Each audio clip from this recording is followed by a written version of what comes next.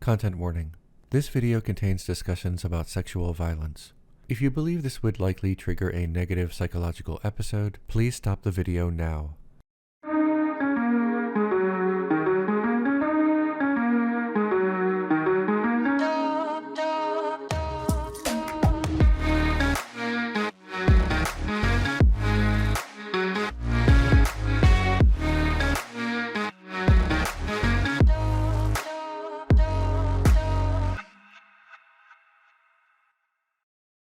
Welcome to my mini-series, The Enforcement of Hierarchies.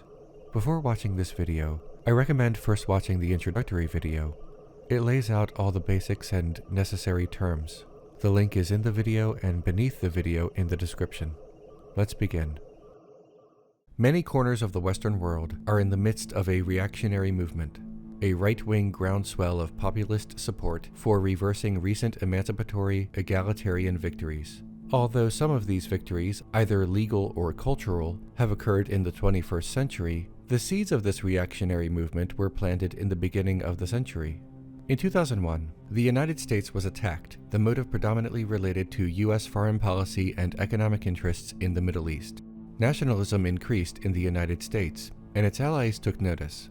Nationalism from within an occupied or oppressed nation seeking emancipation from a colonizing nation or oppressor nation can be useful for revolutionary purposes, but nationalism from within an oppressor nation serves no function except to isolate the nation, foster xenophobia, and set the nation down the path to fascism, far-right ultranationalism that relies on a mythic past.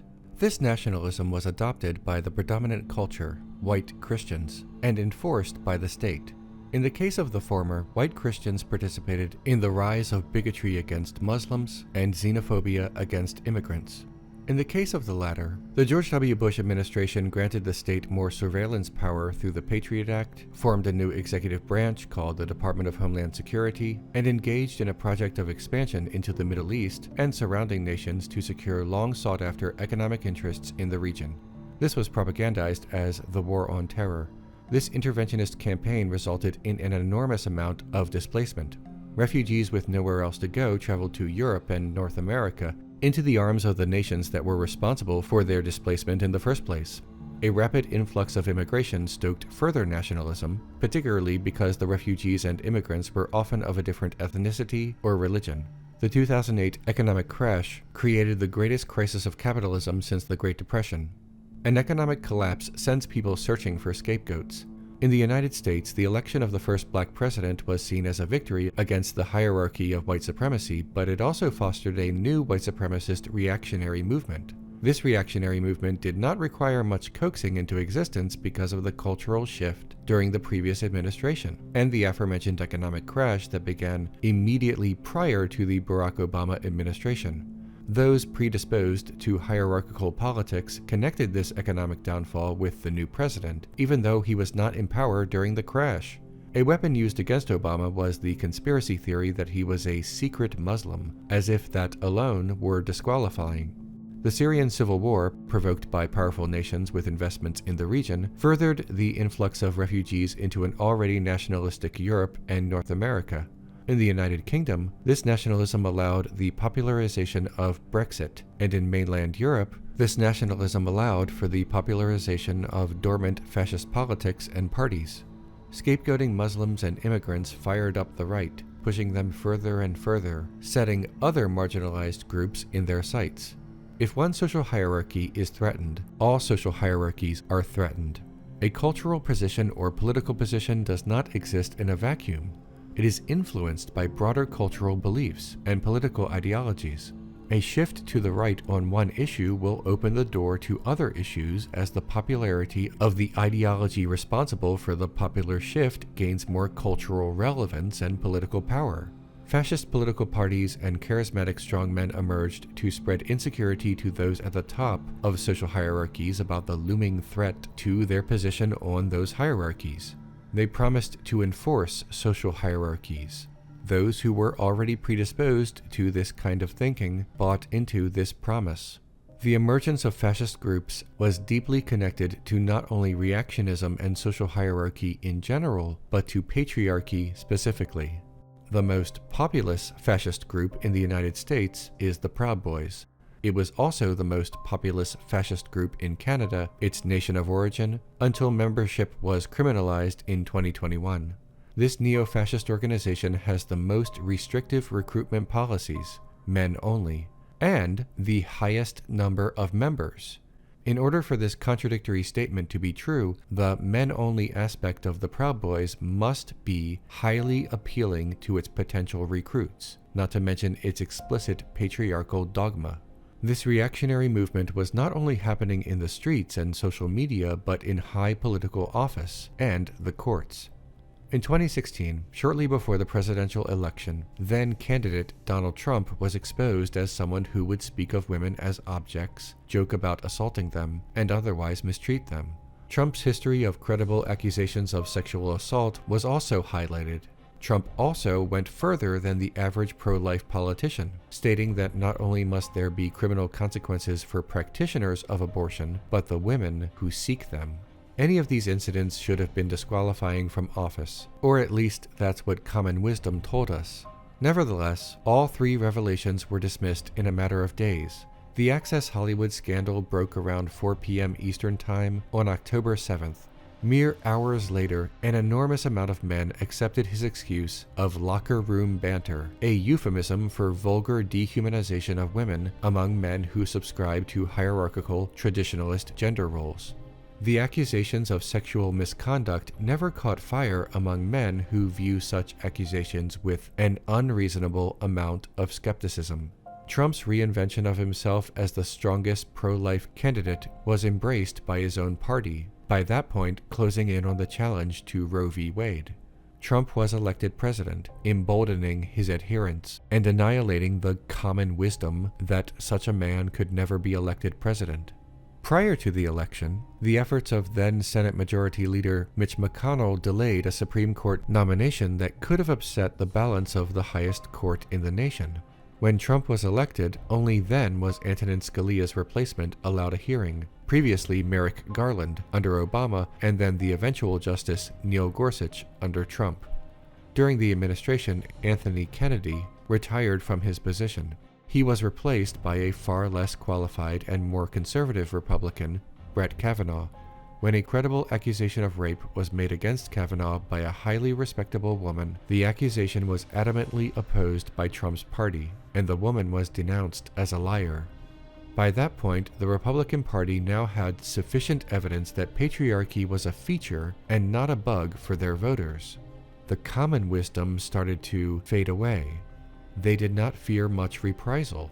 The passing of Ruth Bader Ginsburg allowed Trump another Supreme Court nomination, this time Amy Coney Barrett, another pro-lifer. The plot to overturn Roe v. Wade began shortly after it went into effect, but the opportunity did not present itself until 2022. A combination of bad timing and political machinations have given an unbreakable conservative majority to the most hierarchical concentration of power in the United States, the Supreme Court. 9 unelected justices are given lifetime appointments to decide many of the most important debates of our time.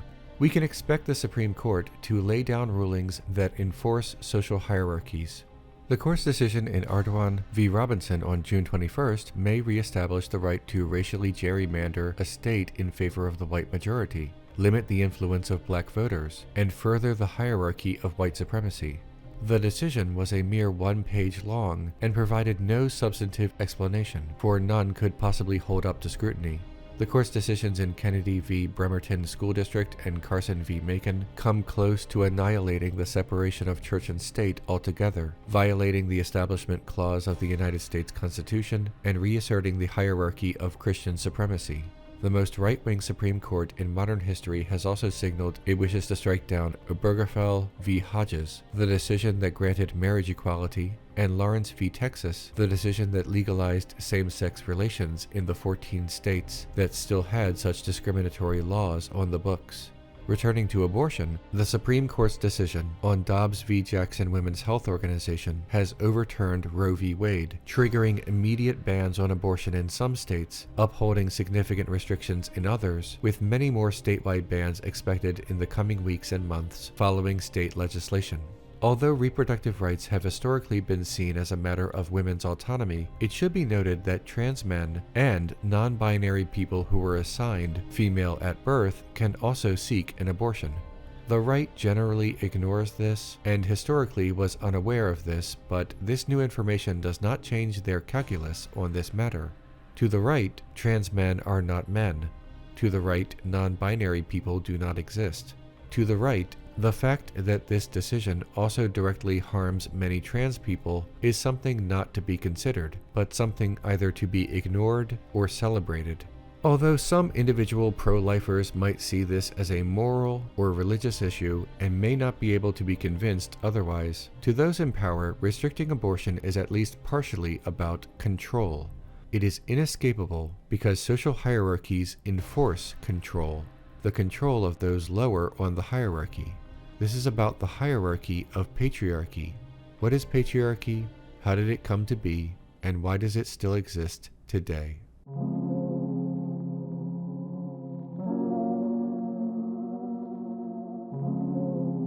Patriarchy is both a widely understood concept in academics, but a narrowly understood concept by laymen. People, particularly men, commonly misunderstand the word patriarchy and even become defensive when the word is used. Because of this, any definition of what patriarchy is must be accompanied by an explanation of what patriarchy is not. This misunderstanding is furthered in modern times by a searchable definition that is inaccurate and unclear, with its first result a reference to patrilineality, or the male lineage in families, instead of patriarchy. These are related terms but describe different systems, and are not the same. Patriarchy is more than sexism. Sexism is discrimination based on sex. Patriarchy is more than misogyny. Misogyny is a contempt for or mistrust of women. Patriarchy is a social system in which men are granted greater privileges than people of other genders, historically women. Patriarchy is a hierarchy of genders in which men are given special, exclusive social status, a hierarchy that advantages men and disadvantages other genders. It is enforced by learned cultural practices, pervasive ideas, implicit bias, and sometimes laws, but it is not solely one of those components. A society is comprised of a network of social systems. Thus, it would be appropriate to call a society patriarchal as well. According to Allan G. Johnson, author of The Gender Knot, what is patriarchy? A society is patriarchal to the degree that it promotes male privilege by being male-dominated, male-identified, and male-centered. It is also organized around an obsession with control and involves as one of its key aspects the oppression of women. Patriarchy is not a way of saying men. Patriarchy refers not to me or any other man or collection of men, but to a kind of society in which men and women participate. Some men hear patriarchy and defensively think it means men, and some men hear patriarchy and identify with its values, if not its name, and do not want to face the possibility of giving up male privilege. We need to be strong and get past the discomfort of talking about patriarchy, and know there is no gentler word that will act as a spoonful of sugar to make this medicine go down, because the so-called gentler words like sexism do not accurately describe this social system and serve instead to ignore patriarchy as a system and reduce it to the occasional bad actions of individuals. What is a social system?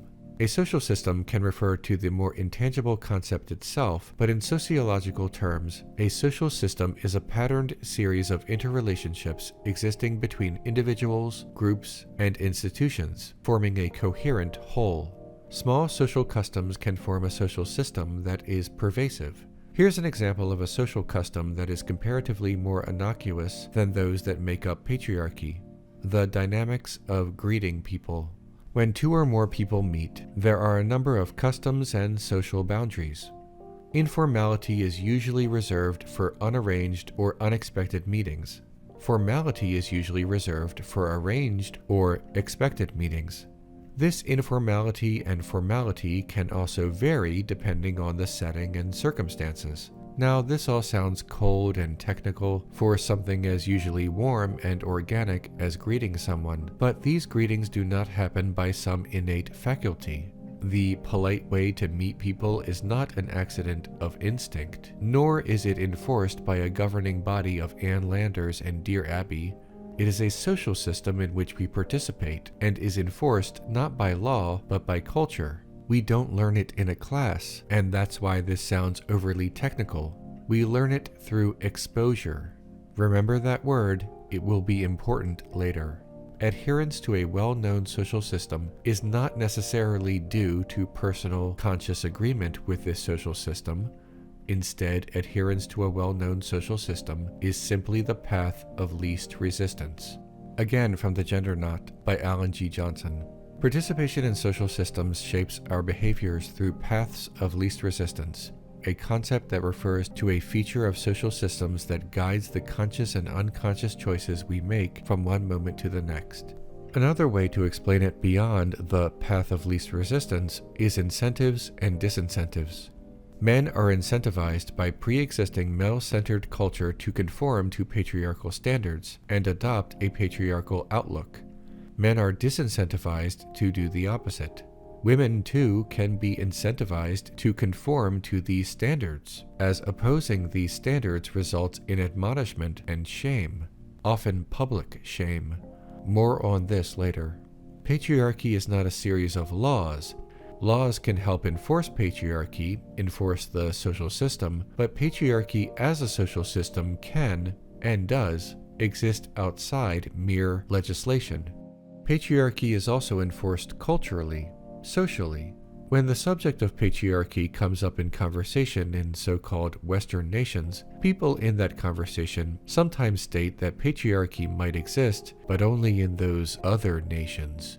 However, this distinction between those other nations and Western nations is not relevant. That is not to say that the pervasiveness and harshness of patriarchy as a social system is identical across cultures. It is only to say that patriarchy as a social system exists across cultures.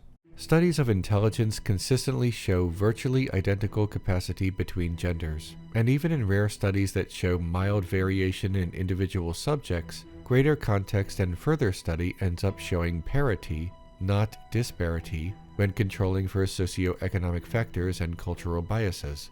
The bias of patriarchy, of the male-centered society, is among the most significant factors in why women are not chosen for important positions in politics, religion, and business.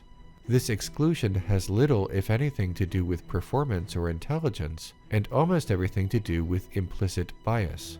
There is explicit bias against women, of course, but there is also an implicit bias to exclude women due to the male-centered society. An implicit bias is not a conscious decision. It is automatic, unintentional, and involuntary. An implicit bias is learned through exposure. In this case, exposure to the male-centered society. According to research by Harvard University, New York University, and the University of Denver, this implicit bias is widespread. Researchers asked more than 3,600 people, both adults and children, from over 70 nations if they believed that men were smarter than women. They claimed that they did not. However, when the participants were tested over the course of 5 separate studies, between 60% and 75% showed evidence of an implicit bias that associates brilliance with men more than women.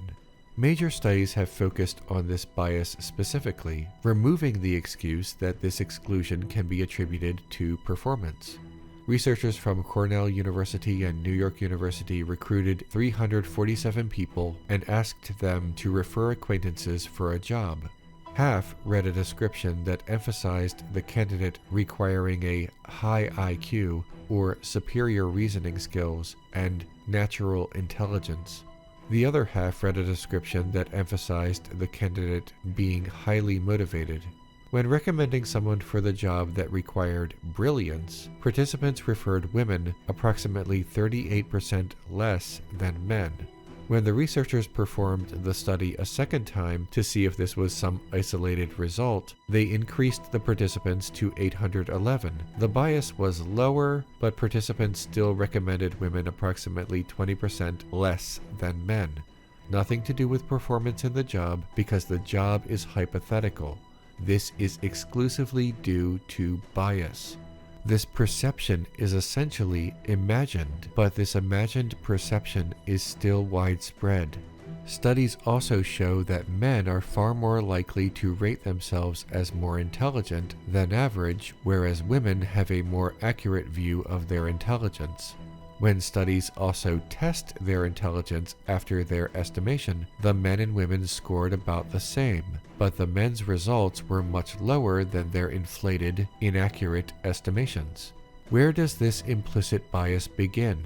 People begin to be affected by the bias at a young age when formative ideas begin to shape their perceptions for the rest of their lives. Studies show that due to the male-centered society, children begin to conform to the patriarchal view of the world by age 6 or 7. A study of 400 children showed that around age 5, when told a story about a brilliant person, the child assigned that person their own gender. However, children age 6 and 7, having been exposed to more of the male-centered society, assumed that the brilliant person in the story was a man in much higher numbers. This was true even among young girls. This implicit bias affects everything. Everything a woman says, every opinion a woman has, every accomplishment a woman achieves is reduced and marginalized because of an implicit bias in patriarchal society that triggers a response in our minds that devalues the intelligence of women. When men assess women, the assessment exists in an almost parallel reality in which the exact same behaviors or qualities are described with completely different words and completely different connotations. Men are assertive, whereas women are bossy. Men are confident, whereas women are difficult. A man can be young or mature, whereas women can only be immature or old, respectively. In short, those who deny the cultural and social disadvantages of women claim that there is only a perception of disadvantage due to some genetic component or inherent inferiority, since we know with great certainty that 1. Women are as intellectually capable as men, and 2. Implicit bias definitely exists on some level. We have no choice but to acknowledge the cultural, social explanations, instead of some ridiculous notion of genetic inferiority. We have no choice but to acknowledge patriarchy. We have eliminated the impossible and must now face reality. To do otherwise would be intellectually dishonest. 2 notes of clarification. First, the tests of intelligence are not mere IQ tests in all studies. Intelligence quotient tests have been criticized for reliability and racial bias. The gender parity of intelligence is a conclusion of a battery of tests, including academic scores, as well as endless psychological studies, but producing similar results. Second, the comparative intelligence studies simply disprove patriarchal notions about the inferiority of women and disprove the denials of the existence of patriarchy. Even if women were, on average, less intelligent or less capable than men, it still would not justify their mistreatment. Human rights should not be granted only after proving academic excellence. We all have human rights, regardless of comparative intelligence and capacity. No decent human being should believe that an individual with a B+ in freshman algebra should be enslaved by an individual who got an A-. Virtually identical intelligence is only meaningful to prove that there must be a different reason why women are in fewer positions of authority and success. That reason is patriarchy. Later in the video, there will be more on why this implicit bias exists in the first place. Patriarchy is not some conspiracy of men or a myth conjured up by women. Instead, it is a social system in which all genders participate, but with only one gender at the apex of the hierarchy. Much like the more innocuous handshake example, people operating within this social system are simply following the path of least resistance, and they are often doing so unconsciously. Changing a dynamic requires more resistance. So, how did all of this get started? If patriarchy is a social system that is passed to people and propagates itself through social interaction and exposure, when was the first interaction?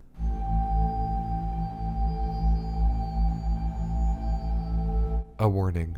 Although this video already contained a content warning in the beginning, I wish to reiterate that here, as the next section relates to sexual violence. I am, like most people, extremely uncomfortable talking about this. Nevertheless, it is inescapable when discussing this particular topic, and to not do so would invalidate the overall argument and explanation. Let's begin.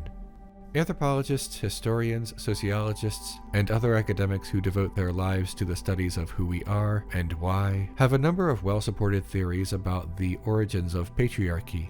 Although there are competing theories, there is less of a conflict and more of a collaboration that builds one theory on top of the other. For example, in the 19th century work, The Origins of the Family, Private Property, and the State, Friedrich Engels theorized that the appropriation of women's bodies was the result of the creation of private property, and that this appropriation continued for centuries, eventually under capitalism. However, later 20th century works, such as The Creation of Patriarchy by Gerda Lerner, theorized that it is more likely that this appropriation was a foundational feature in the creation of private property and the state. Engels was on the right track, but his conception of the origins of patriarchy and private property was inverted. Much of what we consider patriarchy today had its origins in scarcity, the exchange of women, and ownership of women as the first institutionalized form of slavery. According to anthropologist Claude Lévi-Strauss, author of The Elementary Structures of Kinship, the system of the scarce product constitutes an extremely general model. In this and many other cases, these periods of crisis, to which until recently our society was so unaccustomed, merely re-establish in a crucial form a state of affairs regarded as virtually normal in primitive society. Women feed the pigs, relatives lend them to one another, and the villages exchange them for women. The total relationship of exchange which constitutes marriage is not established between a man and a woman, but between two groups of men, and the woman figures only as one of the objects in the exchange, not as one of the partners. Men eventually were exchanged through the broader institution of slavery spanning thousands of years, but in primitive society, why were women exchanged first? Sexual dimorphism is the condition of sexes having different physical characteristics, some directly related to reproduction and some not. Cisgender men, on average, are taller than cisgender women. The former also usually has broader shoulders than the latter. Men had, on average, greater capacity to enforce violence on women than women had capacity to enforce violence on men. According to Gerda Lerner, women would be more easily coerced, most likely by rape. Once married or mothers of children, they would give loyalty to their children and to their children's relatives, and would thus make a potentially strong bond with the tribe of affiliation. This was, in fact, the way slavery developed historically. Early civilizations developed under specialized conditions: proximity to water, proximity to other resources, etc. Intertribal conflicts arose from resource scarcity. By the time these early nation-states were developed, the exchange and slavery of women had already been established in various tribal proto-societies. The broadness of shoulders and other sexual dimorphic characteristics led to greater private property ownership of those practicing early agriculture. Sexual dimorphism did not make men greater than women, but some of their physical characteristics lent themselves toward one being able to violently control the other. Rape was eventually criminalized, but usually not to protect women. The eventual criminalization of rape was developed as a property crime to protect men and their property, women. According to Susan Brownmiller, author of Against Our Will, A female definition of rape can be contained in a single sentence. If a woman chooses not to have intercourse with a specific man, and the man chooses to proceed against her will, that is a criminal act of rape. Through no fault of woman, this is not, and never has been, the legal definition. The ancient patriarchs who came together to write their early covenants had used the rape of women to forge their own male power. How then could they see rape as a crime of man against woman? Women were wholly owned subsidiaries and not independent beings. Rape could not be envisioned as a matter of female consent or refusal, nor could a definition acceptable to males be based on a male-female understanding of a female's right to her bodily integrity. Rape entered the law through the back door, as it were, as a property crime of man against man. Woman, of course, was viewed as the property. To enforce patriarchy, those in power developed laws and strategies to maintain power, such as the refusal to allow women positions of authority, refusal to allow women positions in religious practices, and refusal to allow women education or literacy. Again, there is no actual documented difference between the intelligence of men and women, only the historic practice of denying women higher education until very recently, and still only in some parts of the world. In Meno, Plato wrote, "A woman's virtue may also be easily described. Her duty is to order her house, and keep what is indoors, and obey her husband." Even in progressive Athens, women's education was limited to only rudimentary knowledge. In the Roman Empire, a woman would have the responsibility of teaching her male children, but once of age, that responsibility was taken from her. As time went on, Roman women could sometimes receive higher education, but this was exceptional, not the most standard practice. Even though Roman women's education was limited in numbers, Roman men still lamented this marginal amount of equality. In a dialogue on oratory, Tacitus wrote, "Every citizen's son, the child of a chaste mother, was from the beginning reared, not in the chamber of a purchased nurse, but in that mother's bosom and embrace, and it was her special glory to study her home and devote herself to her children." These attitudes continued throughout the Middle Ages, the Renaissance, and well into the 20th century all over the world. After India gained its independence in 1947, literacy among women was less than 9%. Reforms were made, but even by the 1980s, the majority of women were not taught to read. Today, the majority of women in India can read, but only approximately 70% as opposed to 85% of the men. It was not until the 1980s before China passed a new educational law that guaranteed educational rights until at least middle school. Only decades prior, just 20% of young girls were enrolled in elementary school. To this day, there is a large portion of the world that is illiterate, and there is a noticeable disparity between male and female literacy due to laws, discouragement, and intimidation. In the United States, gender discrimination in education was not banned until 1972 with the passage of Title IX, at least in terms of schools that receive funding from the federal government. Gender discrimination in education still exists, of course, but is done surreptitiously or through implicit bias. Summarizing multiple studies, Professor Joseph Cimpian explained, "When faced with a boy and a girl of the same race and socioeconomic status who performed equally well on math tests, and whom the teacher rated equally well in behaving and engaging with school, the teacher rated the boy as more mathematically able, an alarming pattern that replicated in a separate data set collected over a decade later." Another way of thinking of this is that in order for a girl to be rated as mathematically capable as her male classmate, she not only needed to perform as well as him on a psychometrically rigorous external test, but also be seen as working harder than him. Let's move on to voting rights. Women's suffrage, the right for women to vote, is only a recent development compared to the history of democracy. The first territory to continuously allow women to vote was the Pitcairn Islands in 1838. A handful of provinces and territories continued this experiment, but not a single sovereign nation allowed women to vote until 1913, in Norway. France did not have women's suffrage until 1944. Switzerland did not allow women to vote at the federal level until 1971. Spain did not re-establish women's right to vote until 1977. Liechtenstein in 1984. The United States is a peculiar case. Although a constitutional amendment granted women the right to vote in 1920, many states did not allow black people of any gender to vote until 1965. The right to vote for women is a fairly recent development and not one that has been achieved worldwide. There are obstacles and intimidation. This, combined with the implicit bias, fills political offices predominantly with men. In 2021, a record percentage of women served in the 117th Congress in the United States, but that record percentage was still only 27%. This is common throughout the world. As of September 2021, there were 26 women serving as heads of state or heads of government in 24 nations. There are 195 nations, give or take a recognition or two. That means there are 171 nations that do not have a woman head of state or head of government.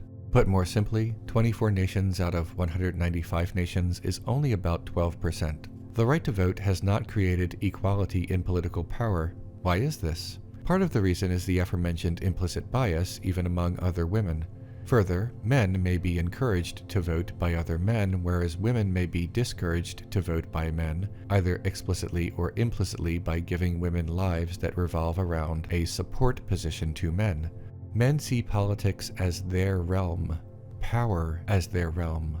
Young men are seen as bright and encouraged to run for office, whereas young women of comparable intelligence and capacity are discouraged. Also, high office requires more than voting rights, it requires connections, and these connections are given to men more than women.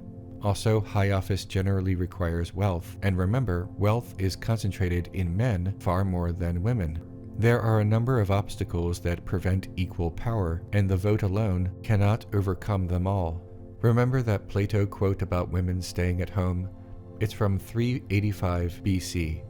That was well over 2,000 years ago and obviously outdated, but is it remarkably different from what many men believe and say today? It is almost word for word what discredited but still popular figures tell impressionable young men every day in 2022. Remember that Tacitus quote lamenting even marginal progress in women's education? It's from centuries later, 102 AD, still ancient from where we are, but is it remarkably different from every back in the old days speech from a man crying about women's achievements? The world has progressed, but patriarchy has not vanished. It has simply adapted. Why is it still like this? Why must young girls be seen as less bright? Why must young girls be seen as working much harder than young boys to be viewed only as their relative equal? Why are grown women seen as less capable leaders and politicians despite the resounding evidence to the contrary? Because that is how the implicit bias works. It is passed on over and over through billions of people. The first generation to create a male-centered society passed on this bias to their children, not even necessarily through lessons, but through exposure to the male-centered society itself. By age 6, they assume that this is what the world is. And the male-centered society does not work towards pushing back against this perception and deprogramming these children, because the male-centered society is run by the previous children who had the same exposure, whose parents were the children before them, and so on for thousands of years. It's not only something that is taught, it is something to which they are exposed. Other prejudices are passed on as well, but the implicit bias of patriarchy is different. A racial prejudice in one nation will be different in another nation due to the demographics. This is also true of religious prejudice in different nations and cultures. But the implicit bias of patriarchy exists in every nation because of the population. So it ends up being global. I prefer to see myself as a modern person, but even I catch myself from time to time behaving or thinking in such a way that is a result of this exposure. Nobody is entirely immune, not even women who do not benefit from these values. Male-centered society throughout history might be best understood as the inheritance of wealth. When inheriting great wealth, a small percentage of society acquires enormous capital through no accomplishment except birthright, and this capital may or may not continue into the next generation and the next after that. The product of economic inequality is an economic hierarchy. Now, the inheritance of male-centered society allows a social capital to be acquired by approximately half the population through birthright, and this inheritance can never be completely spent. There is too much of it, and so many people have it that there will always be enough to pass on to the next generation, and the next, and the next, and it will always go to the same half of the population. In the same way hoarding wealth creates enormous income inequality, hoarding this social capital creates enormous social inequality.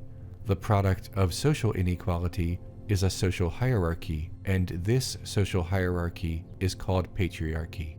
Let's conclude this section.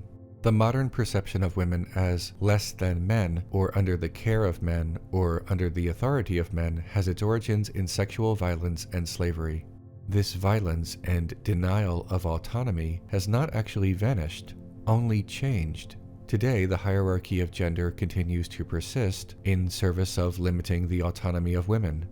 Now that we know how patriarchy functions, we should examine a specific topic related to patriarchy.